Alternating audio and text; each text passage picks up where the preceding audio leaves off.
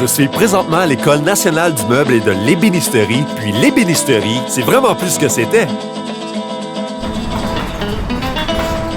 Ici Jean-Marc, on est dans l'usine. Ça, c'est les nouveaux rabots 2.0. J'en reviens pas! On est loin de l'atelier de Geppetto avec ses rabots. C'est très beau. C'est surtout utile.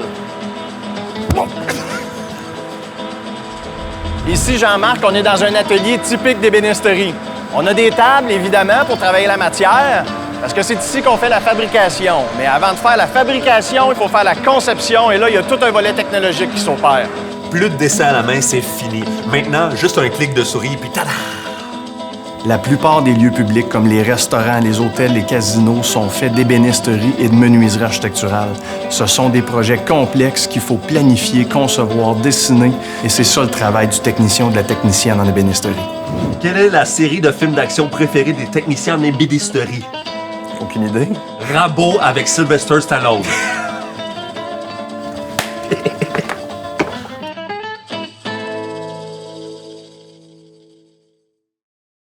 Je suis présentement chez Groupe Beaubois pour savoir qu'est-ce que ça fait, ça, un tech en ébénisterie.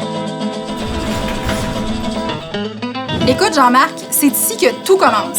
On commence avec l'estimation. Ça va être des caissons de meubles, ça va être des comptoirs, calculer tous nos items pour avoir le prix le plus juste possible à la fin de notre soumission.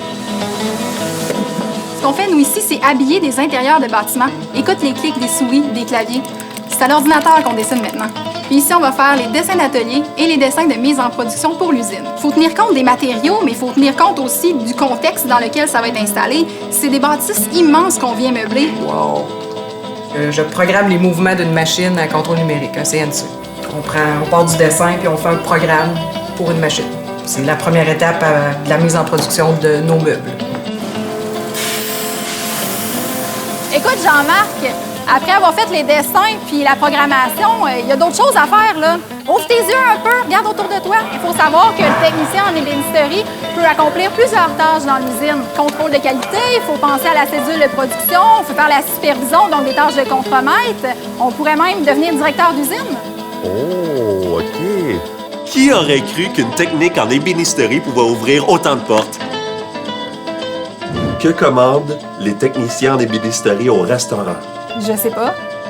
Un rôti de palette.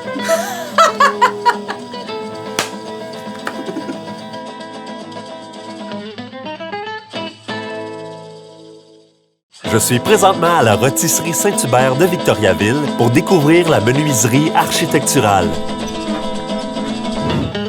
Jean-Marc, ça, c'est de l'ébénisterie. Aujourd'hui, moi, j'ai le goût de te parler de menuiserie architecturale, comme par exemple les poutres au plafond. La menuiserie architecturale, c'est tout élément en bois ou dérivé du bois qui est fixe à l'intérieur, qui n'est pas du mobilier. La menuiserie architecturale, Jean-Marc, ça habille un lieu. C'est un type d'ébénisterie qui se démarque pour créer une expérience client. Ça lui donne de l'ambiance, ça le rend confortable. Bref, la menuiserie architecturale, c'est ça, c'est ça, c'est ça, c'est ça, c'est ça, c'est ça, c'est ça. C'est tout un défi pour la technicienne ou le technicien qui doit concevoir la fabrication des éléments, tout ça avec un paquet de contraintes. Prends ce comptoir-bar, par exemple. Ils doivent concevoir la fabrication en tenant compte de sa dimension, du transport, l'électricité, la plomberie. Leur rôle, donner vie au projet de l'architecte.